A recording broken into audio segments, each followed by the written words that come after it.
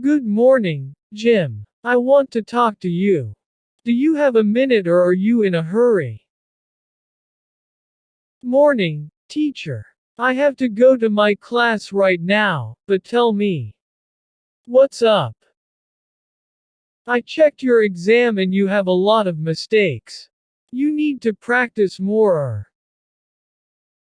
My exam? I don't think so. I have been studying a lot for that exam, teacher. Can you please tell me what mistakes I made? I need to know in order to get better, right? Sure. And I will do it because I don't want you to fail at learning English. Let's see. Well, to start, it's normal to make mistakes when you learn something. Especially a different language. Something I checked in your exam was the use of yet and still. You made a mistake with that. This is one that actually my students confuse sometimes, and I also got confused in the past. Let's see. Still is something that started in the past and continues through the present. For example, are you still watching that show on TV? The one you were watching yesterday. And, yet, is something that we want but it hasn't happened. The difference is pretty clear. For example, haven't you seen that show on TV yet? I don't think you have seen it. Oh, I didn't know that.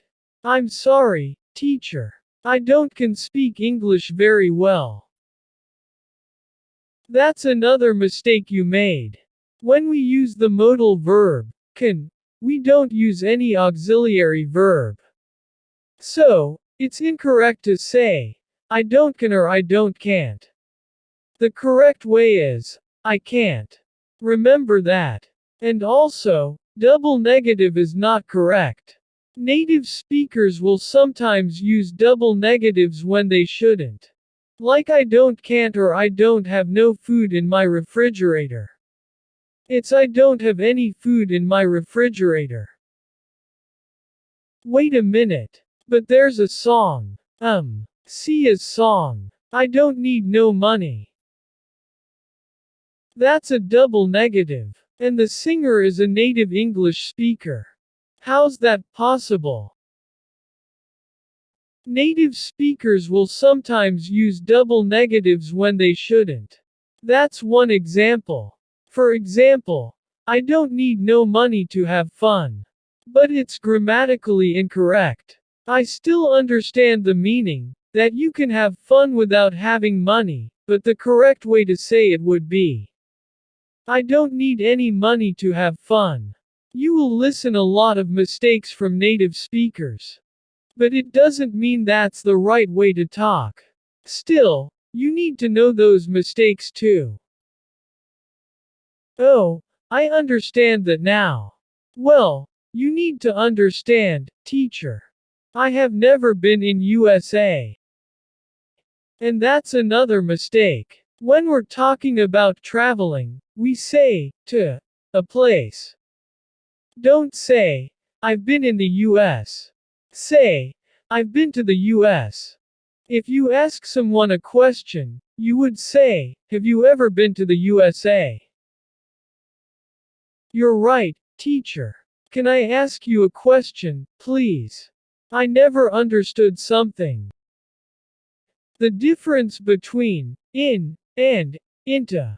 I don't know when or how to use it.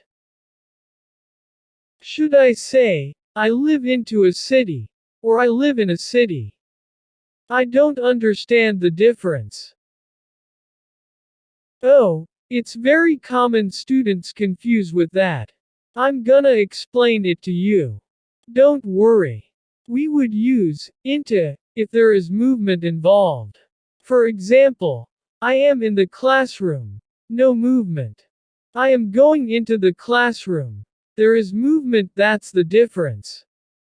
Often if you are using the verb going, it indicates movement, so you would use into because it suggests movement. And in your case, you would say, I live in a city. Because there's no movement. Oh, that's clear for me now. Thank you. I like to listen you, teacher. I learn a lot. Oh, I will take this opportunity to correct a very common mistake. You said, listen you, which is not correct. These verbs, look at, search for, listen to. I often hear people forgetting or not saying these three verbs that really need prepositions after them. The prepositions are very small, and when you hear people say them in everyday conversation, you may not even hear them because native speakers say them quickly. And it sounds like they are not even there. But they are there. Ha ha ha. Look at me. Listen to me. Search for the answer. That's the correct way. You can hear them, but in a sentence they become smaller and we say them very quickly. Oh, now I get it.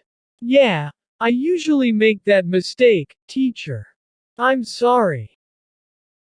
I'm just a student. Obviously, you're more smarter than me. That's why.